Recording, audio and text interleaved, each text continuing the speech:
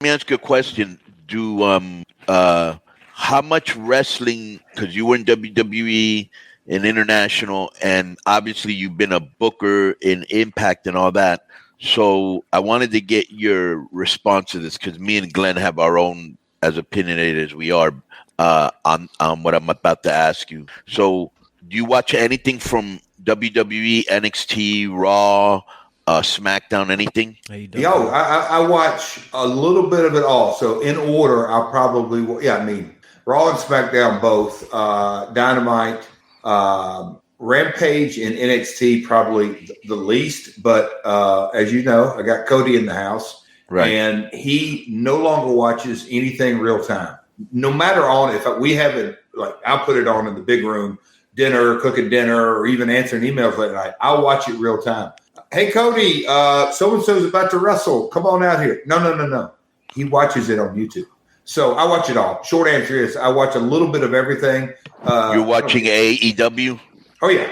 What do you think about compared to what you grew up? I just want to hear, from somebody that's been in the business as long as you have, because you've been in it since a kid, and then you were a performer, and then you were a booker, of the differences now in how stuff is booked.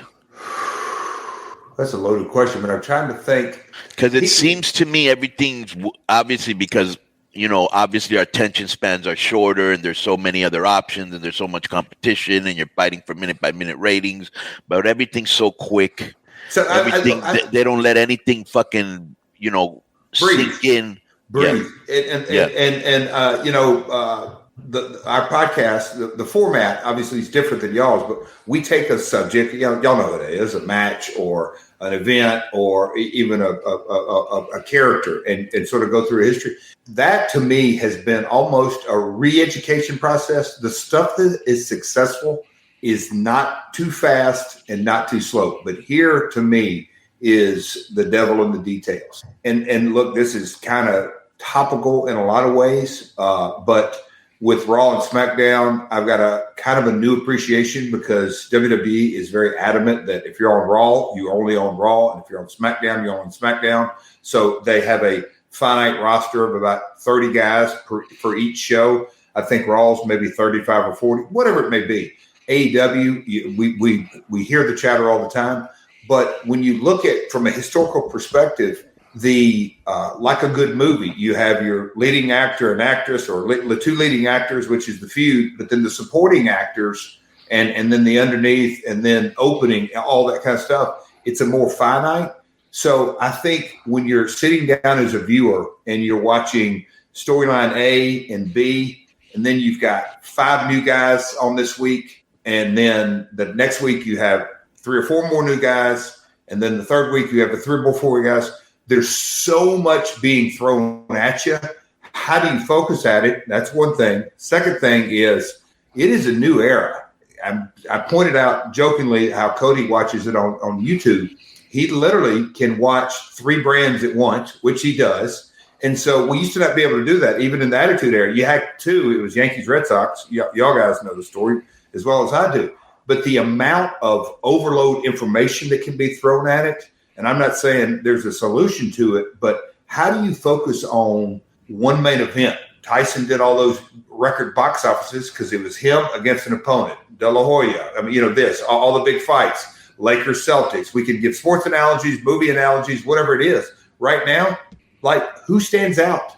What is the top storyline in wrestling right now?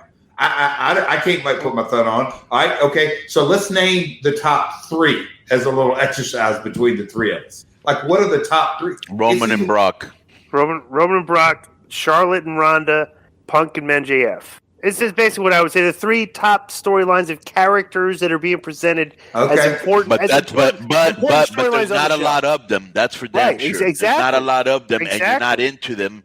And it's almost like sometimes when I'm watching, especially AEW, I almost feel like I'm watching somebody that's on ADD writing the show. You know what I'm saying? Because they literally stick 10 pounds of shit in a 3-pound bag. Me and Conrad just a lot of times he's brutal on our 2006 Spike shows. And before when we went from 1 hour to 2 hours, but when we were doing 1 hour, Konnan, I read back some of those shows and I go, what in the F was I thinking? And then you drill down a little bit more, and then you drill down a little more. And those were the days, Konnan, that you guys, look, we were all a part of it, but look, I was trying to be the best creative, but financial guy. Hey man, I'm here. I flew all the way from California. I'm only booked on one show. If I appear on the second show, that's another payday. Oh my God. How do you say no to that for the most part? Okay. Right. So now all of a sudden it is that times 3 or 4. And now all of a sudden, as opposed to 20 talent on a show, you go to 30. How does the human eye and mind digest? I mean, I heard a crazy stat the other day online. They had over 50 talent on a Friday night show. That can't be possible. That just can't. No. Rampage. Rampage. Feeny, I wouldn't doubt it because, bro, they stick. Because including the multiple people that come out. Yeah, because everybody comes out in an entourage. Right. They do 15-second backstage skits that don't resonate. Mm-hmm. That's what I mean. You know, I like Tony. Let me throw that out there. I like him, and I know, and you can appreciate this as a booker because you were a booker. So was Disco. You can appreciate how hard that job is. Because he's got all these guys. He's got to keep happy. They're all politicking. Half of them are bullshitting him to try to get ahead in the dressing room. You know, the backstage politics. You don't really know who's your friend. You don't really know who you can trust. Then you got to worry about the contract being up because he might jump, or this guy doesn't like this guy. Bro, there's so many variables that people don't even fucking know about. And that, at the end of the day, I have the luxury of looking at hindsight. But man, when the shows that just completely fall apart are the ones. Feeny, we didn't let you finish. Is that accurate? 50 talent in a 42-minute show? Yep, that's what I read. And it's like Konnan said, it's because all the entourage is coming out, the quick backstage stuff. Yeah. Yep. And look, and I'm going to jump on. Look, what the Khan family's done for this industry, the amount of millions of dollars, it helps every one of us. Everybody. Of course. And I like, bro, you've met Tony, right? Oh, yeah. He's a hell of a guy, bro. He is, you know. But here's the problem. But do you think that a little bit of it, let me ask you this. Do you think a little bit of it, and bro, they can give him all the bookers of the year they want, but it's a hard job, and he's still a rookie who's still learning. I'll say this: can't see the forest for the trees. It's so much easier to see this side of it. I assure you, and because he's having to make his stand and learn on the fly and trial by fire and all that kind of stuff. Right. It definitely hurts, and that's why when I think in those creative meetings and going through the draft at WWE and looking at the finite rosters and, hey, why don't you just bring this guy over? I mean, it is a definitive. These are the guys we're going with this show because Vince has been around 40 years writing TV. He knows a finite roster is the only way to ultimately create you a Cena, create you a Stone Cold, create you a Rock. You gotta have that. When you look at how Stone Cold broke out, and I know it's a different era, it's not the same thing, but the baby faces were Davey Boy. It was a very small roster comparatively speaking for Monday Night Raw. It was 30 guys, and Steve broke out of that pack. Again, different time, different era. And do you know what? I also think that part of it now, Jeff, is that, and I always bring this up because it is true. When you and me and Glenn broke in, it was very, very, very hard to break into the business. Not only that, when we broke in, people weren't trying to train you. They were trying to run you out of the business to see if you had any balls. Yeah. So your first months there is just literally they're testing you. Now you've got all these, the Dudley camp and the WWE training center, and they don't. And anybody can be a wrestler. Anybody can be a promoter. Anybody can be a podcaster. Anybody can be a commentator. And so there's a glut of talent. With that, if you're smart enough to cultivate and find little gold kernels, but you got to wait to throw more shit to get to the good part because everybody's in the business now. Konnan, guess what industry's identical and maybe exponentially worse? I'm from Nashville, and everything is, for about 20 years, we've had all different genres here. Obviously, it's no longer just a country music town, but anyway, lots. Nowadays, you come to Nashville, two things you do. I'm a waiter or waitress, and I write songs. Oh, then that immediately makes you in the music business. Right. It's unbelievable how many people will say, yeah, I'm in the music. Yeah, I'm a singer-songwriter. So can you – but all of a sudden, and I get it. They have their laptop. You can create tunes. You can create beats. You can sing. You can have Pro Tools and tune it up. And I got a single coming out next week. Really? You deal down to it. How many streams do you have? 9. Oh, okay. So grandma listened to it, and you listened to it 8 times. I mean, anyhow, it's very similar to wrestling. Right. Everybody's in the music business. Everybody's a rapper. Yeah. Boom. Yeah. Right. And like even all the hours that we have available for content. Disco was going by the name of Little Disco X. Nothing. Yeah. I was just gonna say, like, even like, with all the content that they have these days, like, like hours and hours and hours and hours, it just seems like there's still way too many like performers for the time given, the way they structure it and stuff. Like, perfect examples. Like this to me is what comes off as like AEW wants to be different, and it's like they are kind of different in that, like, this is like the philosophy I get from them. It's like they got 5 new guys on the show this week, and like, and it's like, well, who are they? And it's like, well, who cares? Just watch this match. It's like, okay, but I don't really know who these guys are. And it's like, okay, I watch this match. Bro, like, have you seen how many like times? The other matches. It's Jeff, like, and it's like you do that, but the thing is, you do that months and months on end, and it just gets very repetitive. And you don't really resonate. You don't connect to not only that people and everything, So it's like, and Jeff, that's what we get, Have you seen how many times? And I have nothing. I'm just going to say a name just for reference, and I have nothing against them, but how many times they put non-main eventers in the main event, like Dark Order or somebody like that, or Daniel Garcia, been in like 5 main events in like the past, like, you're like, what, 3 months, and I'm like, these guys good, but it's like, who'd you say Glenn's been in the main event? Who'd you say? Daniel Garcia has been in literally the most main events in the past like 3-month calendar period on that show than anybody on that show. Well, here's in a way. And look, this is outside looking in for sure for me, outside looking in. But the way I perceive the crafting of the show is that the main event is in seg 1 and 2. The semi-main event is in the crossover. Right. The third highest from the card is on your 3rd and 4th quarter hour. And the opening act is your bottom of 6 and 7. Yeah, you're actually right. It's your main event. Your go-home segment or your main event segment is the stars that we want to build. Right. I kind of think that's the formula he's gone with, that I'm going to put Daniel Garcia in there in the main event so the people will perceive him as the main event. But I'm not sure. It's definitely not traditional by any stretch. It's a rookie mistake. Because what we've learned. Let me say it. What you pointed out was a perfect rookie mistake. Because it thinks like the perception is if I put this person in the main event enough, the fans are going to look at him as a main eventer. But the fans want to see the guy rise to the main event position. They don't want to see a guy just throw it in the main event and say, okay, here's your main event guy. Just accept this guy's a main event. It's like we don't work that way. It's like I'm a fan.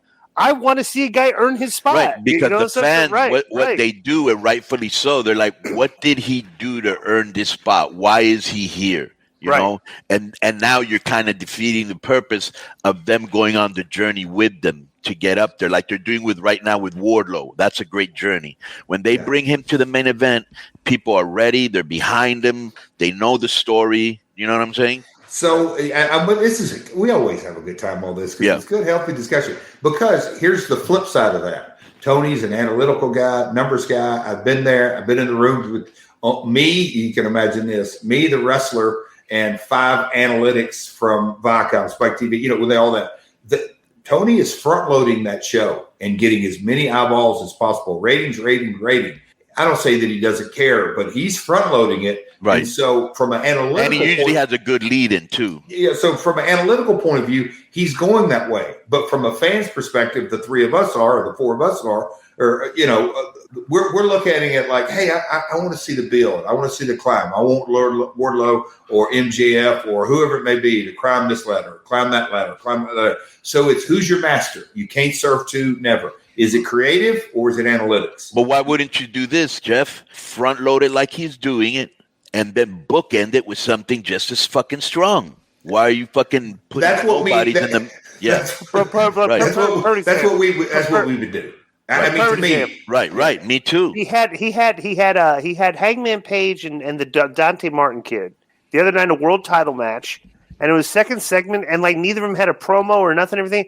Like, dude, that could have been your main event. All you had to do was write the show where it's like Paige gives a promo in segment 1. What's his name gives a promo in segment 3, where we're building up, and then we have the matches. Like, but it's like, I think Jeff, they think did you like see how they got rid- Go ahead. I'm sorry. Did you see how they got rid of Tully? It was like in a 20-second thing that meant nothing. They didn't even show an expression on Tully's face like, holy fuck, I just got fired. I mean, they just fired him and left. What's the story behind the story? I don't know the story behind the story. I don't know the story behind I did see it, but I thought it would come out. I think Bret Hart is coming in, I think. I got to ask you this, Jeff. I want to ask Jeff this. We always hear the stories and stuff. I mean, you went back and worked in WWE. Let me ask you a question. Give me a number, all right? When everybody says, like, how many WWE has all these writers. How many writers at a given team, like SmackDown TV taping Friday night, how many writers are in the building? 7 to 10. 7 to 10. Wow. Right. How many agents? How many agents to lay out matches? And are some of the writers agents also? No, it's a dividing line. There's a writing team, and there's producers. They're no longer called agents. Right. And I'd say there's 5 to 7 producers. Really? Yeah. On the Smack, bro. I'll call a spade a spade. I got fired from Impact by Jeff. Okay, years ago because but best no lie. decision you ever made, Jeff. No, but I would say this arguably. I got fired. Pat got fired. We fired a bunch of the agents because, dude, we didn't need us. It's like we had like 5 agents for that thing. Like, honestly, guys, we need 2 or 3. Yeah, you can get right, 100%. Right. So I got let go, but I was like, I kind of saw the ride though because there was no need for this many agents because a lot of these guys know what they're doing. So you don't need 5 guys that know what they're doing when 3 guys can do the job. So, but they have the luxury with a $1 billion budget with the Peacock and all the other deals they have. Is it overproduced? Oh, I mean, I think. I mean, of course, it's overproduced, but where is the overproduction? Where does the overproduction become problematic? In the communication between writers, agents, talent. Well, where does it usually? Where does it go haywire sometimes? Oh, where does it go haywire? Regardless, here's be careful what you wish for, and that can go 2 ways. What to me is we'll call it different generations. Look, let them learn by trial and error and all that. Now, WWE runs a lot of live events. And so, they're back running and you can learn and make mistakes out there. So when they get to TV, I think that pulling off the reins of the product would do it. It's ad nauseum. Everybody said it over and over and over. It's too scripted and too produced. And it is what it is. But at the end of the day, there's one decision maker, and that's what he wants. He wants that's how he wants it.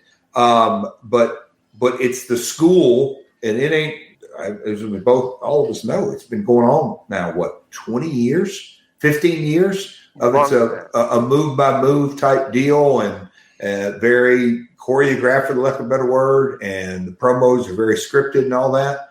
It's kind of the nature of the beast now. And AEW, on the flip side, they don't have the writers. You just made a great point.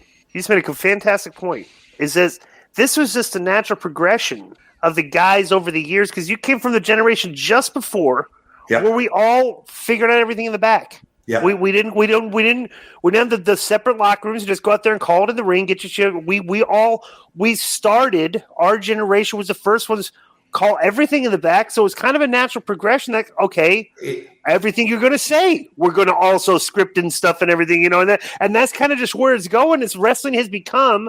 The curtain's been pulled back. It's like we're a scripted company, and the ones that are good at it are the ones that don't make it seem like it's scripted, and the ones that are not good at it are the ones that look like they're acting and rehearsing the lines and going through the motions in the ring. Bingo, we got a winner. We got a winner because when you look at, I think in modern era, evolution. I think Cena is the best promo that the industry's created in a long time. And I mean, he's really good when he burns it down, but he came up through that era. But now look at him; he's an actor. It's the guys that can deliver their lines as if it's real. It's just that's the nature of the beast. Let me ask you this. But there's almost like 2 arts that are really missing that I love so much.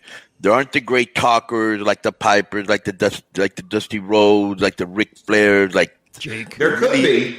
Yeah, but there really isn't.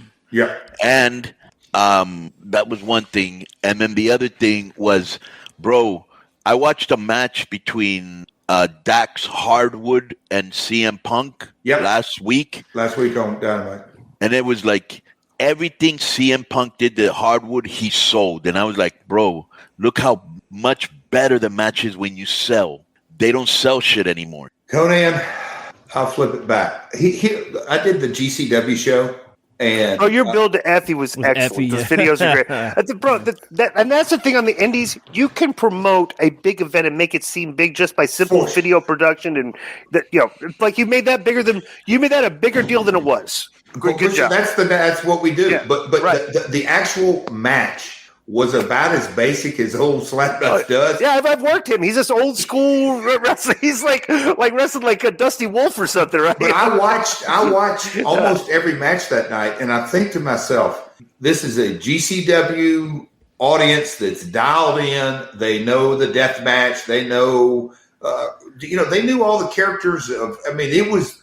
I don't want to say cult or niche or anything like that, but it was obviously a GCW crowd that came to see what it was. They responded to the simplistic of what me and Effie did.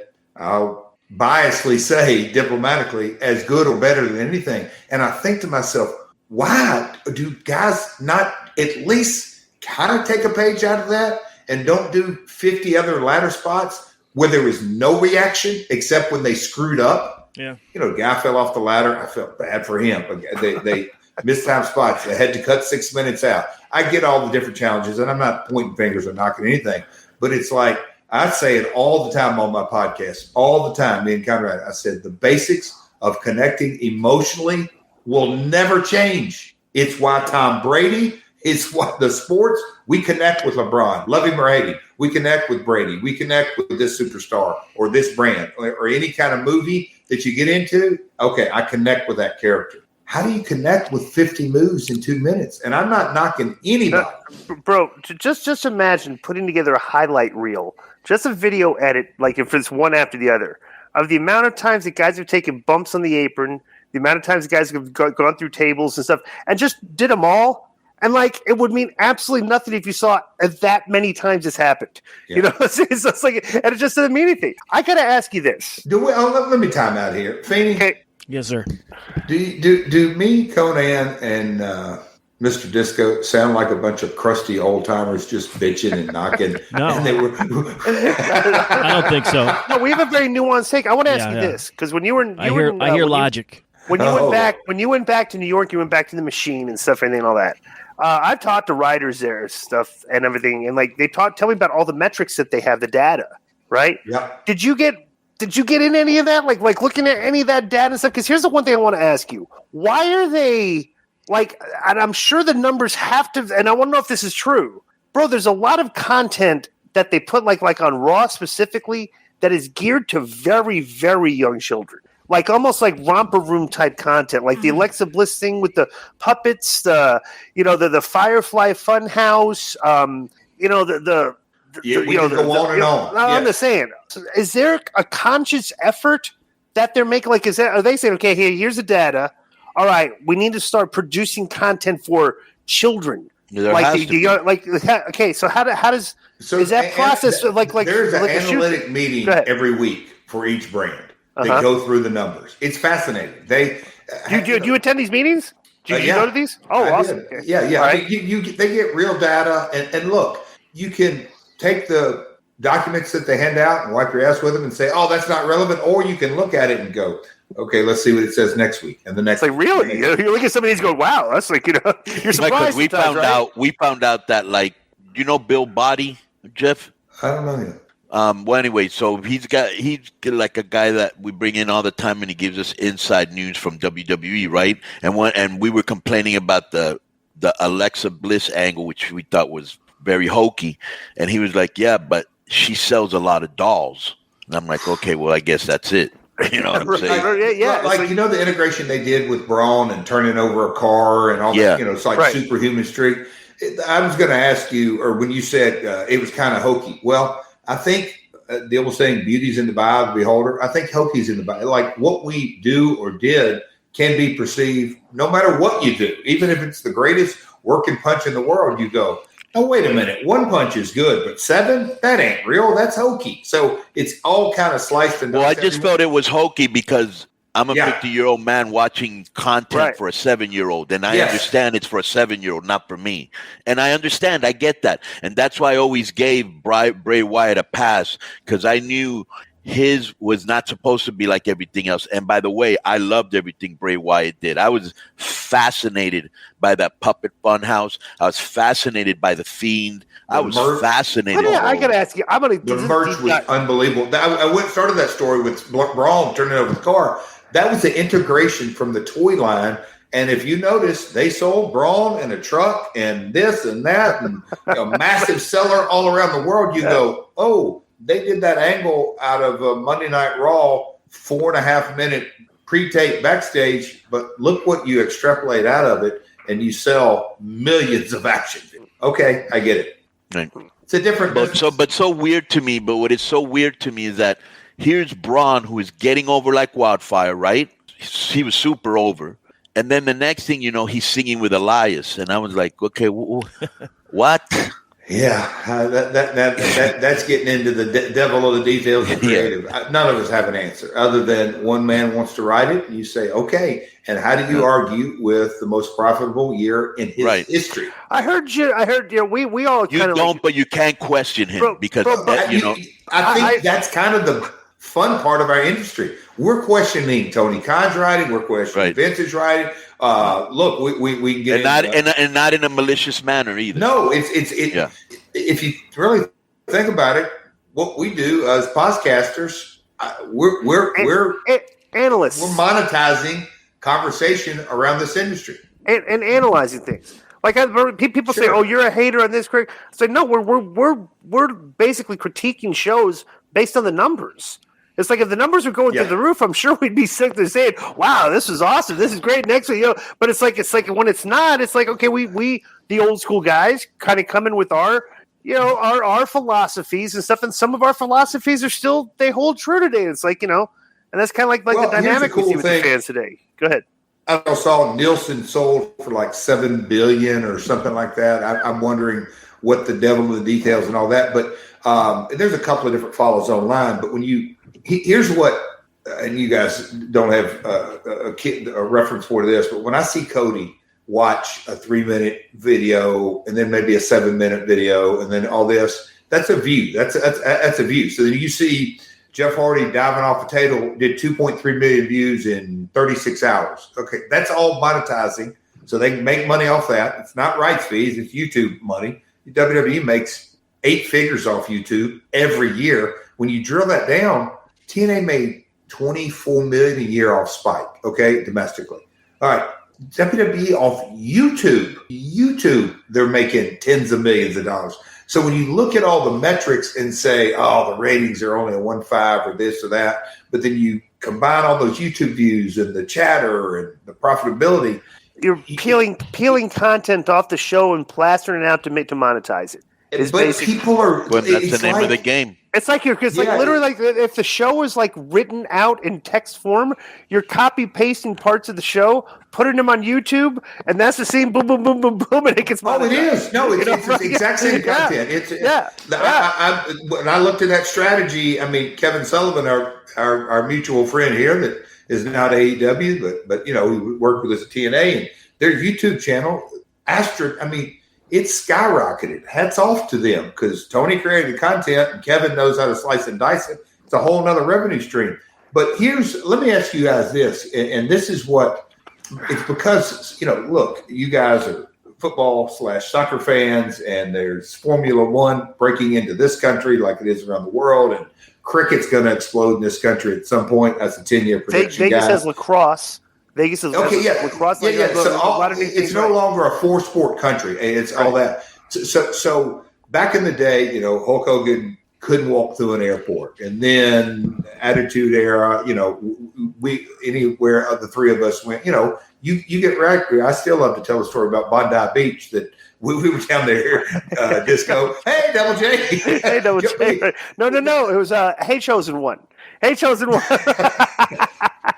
Hey Chosen One. The modern day talent, all these views and ratings, are they recognized walking up down the street? Not that it matters, but it's like the competition of so many rock stars and rap stars and football players and basketball players. It's like, I mean, why does Bad Bunny have 50 million Instagram followers? And like somebody like, and then like wrestler has only like 1.6. You know, it's like Bad Bunny's over, right. Fellas. 100% he is, 100%. But it's like, okay, like, all right, why? You know, it's like this guy came in the wrestling business and everybody kind of like the wrestling people kind of saw him as like, he's like a peer and stuff, everything, but like, we didn't view him as like this guy that's like well above us, you know, famous wise, you know, which the guy is. But it's like, you know, but it's like you find diamonds in the rough like that. I was talking about the other day, like how it's like how WrestleMania is always this. People are saying, oh, they got to bring in celebrities. Like, no, you kind of want to bring in celebrities because you're literally, this is the WWE every year, their infomercial for their product and their convention. It's like, hey, this is what, and you want to draw as many people as possible. Logan Paul fans, Bad Bunny fans, anywhere you go, right? Yeah, Johnny Knoxville, right. And I just heard they're putting it in David Buster's. Mania is going to be in David Buster's. There's a couple of different outlets. You know, obviously Peacock. It's no longer that pay-per-view extravaganza. It's the what you just said, Glenn. It is their yearly infomercial to sample the product. Come watch this extravaganza. We hope we can hook you for the next 51 weeks. I've said this for years. It seems like the WrestleMania brand, like when people think of WrestleMania, it seems like a stronger value than the actual WWE. Like when you think WWE, it's like the brand name doesn't really, it's like, oh, I heard they're not doing good. But when you say WrestleMania, it's like everybody around WrestleMania time knows what happened. It's big action, celebrities, stuff in it, you know. And I think that's the difference that they've kept that brand very, very strong. So I went to my daughter's basketball game or tournament last year up in Louisville. There's this. I know this sounds like crazy, but over 100 indoor courts in this in downtown Louisville in the convention space, huge. And they asked me, "Hey, will you come talk on this for our social media?"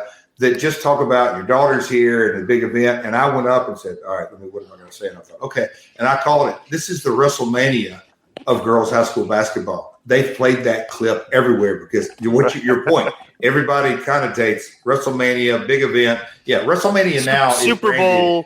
Right. Yeah. Super Bowl, WrestleMania, World Series, Stanley Cup. It's all essentially synonymous. Bro, let me tell you how important branding is.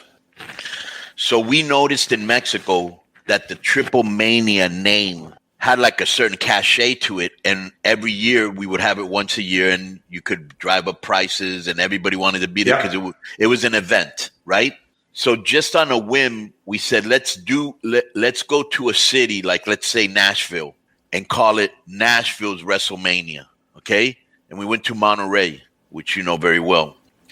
And we went to Monterey. And, bro, we drew 16,000 people there. And the next year, we drew 16,000 people there. And we're going back again. So we said this year, fuck it. Let's just do 3 Triple Manias. So we're going to do one in Monterey, one in Tijuana, and one in Mexico City. And they're already selling good because they already know that the Triple Mania brand, you know, we're going to have. It's coming to town. Right. Who am I working with on those shows, Konnan? Effie. Let's do it. I was right on this because I think 5-6 years ago I talked about how WWE would eventually. This is my next prediction, and based on what Konnan is talking about, because it makes perfect sense. 5 years ago, I think I talked about on the show about how WWE eventually would see that they should go to 2 nights for WrestleMania because 7 hours on one night is just exhausting. You're selling twice the tickets for same amount of time, 2 3.5 hour shows. And plus you're driving out all the competition that's piggybacking off your weekend that's wrestling on Saturday night. Like, hey, we're just going to run Saturday and Sunday. You guys could do Friday, Thursday, whatever. But like I said, they do it. Bro, how far away are we from an international WrestleMania? Every year, 2 WrestleManias. Well, they do that big event in Saudi Arabia. That's basically but they don't. But it's not that brand name WrestleMania. You know what I'm saying? You could, like you said, you could take that brand, take it international, and we do 2 WrestleManias every year. I think the organization is pretty protective of that. But you look, things change and evolve. They've gone to the stadium format now. SummerSlam's coming here to Nashville. They're going to make Vegas a stadium show every year. They're talking about a European stadium show becoming an annual event. Who knows? 5 years from now, Glenn, it could be. Are you coming in? I was watching NXT the other day. I don't really watch that show, but I was watching the other day because Dom and Ray were on there. And the one thing that stuck out to me, besides the fact that everybody was very, very young, was that the international flavor. They had like a Brazilian, a Mexican, a Chinese, and tons of Australians. They got like multiple Australians. Like, what was it? Down Unders? I guess they like the way they sound, you know? Australia's always been a great market, whether it's UFC or wrestling. Yeah. Konnan, not to switch gears here, did you know that in Springfield, Illinois, I was up there for the minor league baseball team and St. Patty's Day parade and all that, and then it started out that I was just going to bring the mayor to the show, and next thing you know, out of conversations, I did a Miz TV, which turned into Miz versus Dom, and I was in Dom's corner. Damn, that made me feel old, but it was super, super cool that I'm in Dom's corner. It was kind of a bucket list deal, man. Let me ask you this, cool. Jeff. Let me ask you this. You stay in shape. What's your, like, because we've corroborated over the years, I'm like, we've been very, as we got older, both of us embrace fitness, and you do too, right? And I started getting into high intensity cardio, right? Do you still do high intensity cardio, and how do you stay in shape? What's your diet like? Diet's pretty good. I mean, I just can't go the complete zero carb deal, right? But you're low carb. Oh, for sure, low carb, high protein, and has been for years. When I went to WWE, just because I knew that I was going to be working those long days, I started the intermittent fasting. At one point, I was doing 12 to 4, that smaller window, eating from 12 to 4. Once the pandemic happened, I got off of that, and I just back to a regular diet. But, for the first time in my life, last summer, launched a podcast. I started getting these calls from all kinds of promoters, and they're like, hey, Russell. I'm like, no. I wasn't in. Enough came, and I went, okay, I may do a few one-offs. And then I started thinking, okay, I have got to get myself in better shape. I keep myself in cardio shape, but if I'm going to get in ring shape. And so as you guys know, I've worked out my whole life, but by myself, I got a trainer that I've known for. Did you really? I literally work with him. I work with him 1 day a week, and then I do my own stuff the other 4 days. But so not to get in the weeds here, Glenn, but if you ask the question, so it's a 30-minute session. Mm-hmm. And we literally do with weights. I never go, every now and then it'll be a 10 rep set, but most of the time 12, 15, or 20. And we go from one set to another set and a quick break. We don't slow down. And so his goal is, I want your heart rate over 120, 130 for me. And that's the first 30 minutes. And then when I'm done, he turns me loose on cardio, and I got to do that for another 30 minutes. So I do getting the heart rate up and sustaining it up for 40 minutes is kind of I don't say a trick, but he's really big time on that. So high intensity interval cardio, but now I'm doing it with weights 3 to 4 times a week. Not heavy, but hitting it up. It's radically changed how I feel. I do weights, and I don't take more than 30 seconds. I still do 30-second rests. I still do high intensity. So my workouts are 30 to 45 minutes. Yes. I'm in and out. I'm 30 minutes. I'm no more than 30 minutes. I'm doing 5 days on, 2 days off. I'm doing 2 days of rest, straight rest. How about that? Yeah. See, he has a theory that past the point of 30 minutes done right is the other thing is the minute I leave the gym, he's like, you've got to get fuel in. You got to get fuel in. So eat immediately leaving. He thinks that's a big thing. So anyway, I'm enjoying it. Within 60 minutes of like thinking, that's my first meal. Like between I work out around 1, first meal around 2, last meal around 8. I do the cycle again. I just do 18 hours on the intermittent fasting. It's usually a steak and avocado and kimchi, or some veggies, or some broccolini, or some Konnan, can I ask you something? Avocados. So, as he's talking about avocados, he's got a lot of heat, but there's something that gets also a lot of heat with me. Right. What are your candid thoughts when he posts pictures on Instagram of his haircut? Brutal. Just brutal. Can you tell me Fishing why? for compliments. I'm getting ready to post one today. Bro, Like, he actually, bro, you know, absolutely. he I just took one actually yesterday. looks. He I was going to actually post it on looks. before I went to work. Do you remember post it that as we're show? speaking. Do you remember that show, To Date a Predator? Oh my God. He looks like he's sir, what do the you mean To poster Date a child Predator? for that. There's We've never got been a one. show called To Date a Predator. Whatever was It's it. a catch a predator. Catch a predator. Well, that one. We were getting He was along on too both. much on this show. I just Yeah, right. had to bust some balls there. What a J-Dog. cheap shot. Those What a jerk. haircut, I just look at it and scroll through it and say, God, he's got a lot of balls. He does. Well, He I'm gonna does. post He has a another lot one of here. confidence. He has a Konnan, lot of before you got on, I don't know if you can see my shirt, but Mr. Gilbert Nettie loves it. Oh, yes. See, it's What does it double say on the J. side? Yeah. Yeah, the It's double Titans J, but inspired. it's the Titans logo. So Yeah. That Not is a fan of that. That's tremendous. great. I think it's hysterical how Vince still just roots against your Tennessee teams. Just if they're ever in the playoffs, he hates them. He hates them. and he hates the Braves too. The Falcons, the Braves, just like what a jerk, you know? It's He's like, always all done right. that because of the Giants, It's I like- guess. Oh my god! Oh, what are you got- doing? You know what? Plug that because I know you're doing something WrestleMania weekend, so people can go check you out. Yeah, this drops This will Thursday. come out Thursday, yeah. So your folks are listening to this on Thursday. If you listen on Friday, our old buddies at Fight, Konnan. Yeah. Friday night, we're doing a stage show. It started out. Oh, you know we're working with Fight now, right? AAA. Yes. Yeah. And we'll talk about that offline. But yeah, I was tickled to death when I heard that from Mr. Dorian. Yeah. Just the whole, it's awesome, man. Yeah, and I call, what show did I just watch recently on Friday that? Anyway, I watch them all, but I'm just trying to think. Oh, In the Rain, Morrison versus Vikinga. Yeah. Dude, Yeah, they Ray worked the in the Rage. awesome match. Yeah. Does Jeff still get good heat down there in Mexico? Bro, let me tell you, I would say that when Jeff came down there, some of the most fun I've ever had as a writer was writing for Jeff because he didn't care where a lot of people are worried about how much heat they're going to get. He never cared, neither did Karen. Karen really didn't care. And it was a thrill for me to see him go out there, antagonize the crowd, and try to control Karen because she was a force of nature on her own, you know. Yes. And that's I remember well said. we actually dressed her up as a witch, and the whole place was calling her witch. And Brew ha ha. yeah, Brew and, ha ha. yeah, and bro, we did so many great angles. We had so much fun.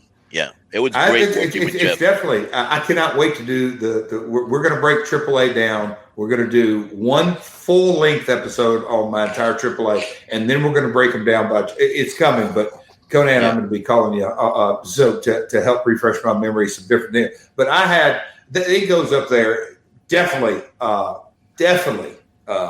some of my favorite times. And I think as a heel. Different times in the career with me and Rhodey, that was I had some heat there, a little bit of slap nuts heat, but I had the most heat when Konnan just poured the gas on us. I mean, throwing out cactuses and tortillas and we had stuff he would have me say and But he's Yeah, back. I just posted my haircut picture. oh my god, Ugh. So, oh my gosh. So tell me what you got going on WrestleCon. Yeah, so I'm doing. Me and Karen and a bunch of us are signing. Road Dogg's going to be there signing with us, but that's Thursday, Friday, Saturday. But Friday night at Gillies, world famous Gillies nightclub. Started out, me and Bischoff were going to do a stage show, and little by little, it's being added. Fuzzy-O, which is a sister subsidiary of Fight. This is going to be on streaming pay-per-view, but Jeff Hardy, and he's going to be having all kinds of WrestleMania stories, and that's going to be cool. And Steve Regal. So it's kind of a unique set of circumstances in Dallas, WrestleMania weekend, two AEW talents, because they're now AEW talents. But we're going to be doing a stage show. It's on Fight, 7 o'clock Central. As we all know, you can buy it. Very, very limited, cheap price. I said we should have gone a little higher, but Fight, no. But it's a hell of a show, and you buy it, and you can watch it. It's in your library for life. So, Friday night, Gillies, on Fight, stage show, and we got some surprises up our sleeve. So, hell of a deal. It is a hell of a deal. It really is. I'm gonna be hanging out that day probably with Ray and Dominic. I'm gonna see if we come by. Oh, definitely, man. Definitely. When is Ray's match? Well, Ray's in WrestleMania, so what, that's what I'm Saturday saying. or Sunday? Yeah, I was asking, do you know if it's Saturday or Sunday? Feeney may know, but I didn't know. So yeah. Are you signing at WrestleCon, Konnan? I would like to point out. Yeah, we have a show on Thursday. I'll be there. Have you noticed? I'll be there. Have you noticed Jeff's presentation? The way Jeff presents himself in his room here is usually we get people on when there's live, have toys. When they're visual toys in the background, dolls and stuff. We're not a big fan of that.